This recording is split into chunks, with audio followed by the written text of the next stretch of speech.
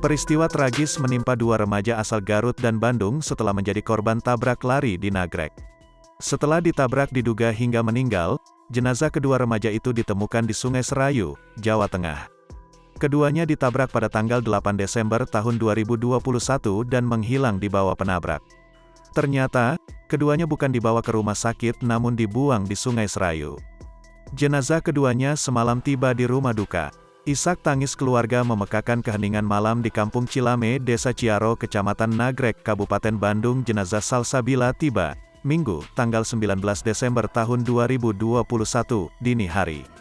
Salsabila merupakan korban tabrak lari di Nagreg belum lama ini.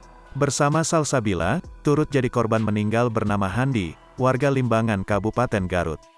Ayah dan ibu Salsabila tak henti meneteskan air mata saat tiba ambulan yang membawa jenazah korban dari Cilacap, Jawa Tengah. Baik ibu dan ayah korban terlihat dipapa oleh dua orang, di kanan dan sebelah kirinya.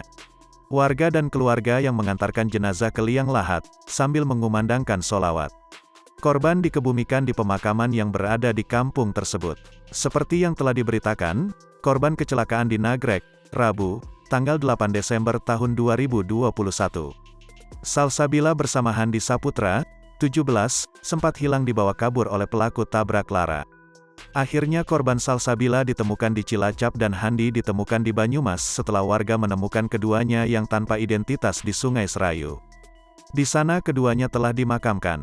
Belakangan terungkap kalau mayat yang ditemukan di Cilacap dan Banyumas itu adalah korban tabrak lari di Nagreg. Pihak keluarga korban memilih memindahkan makam korban ke tempat pemakaman yang ada di kampungnya.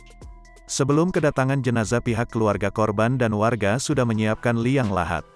Setibanya ambulan yang membawa jenazah korban tiba, jenazah langsung dibawa ke pemakaman untuk dikebumikan, tak dibawa dulu ke rumah duka.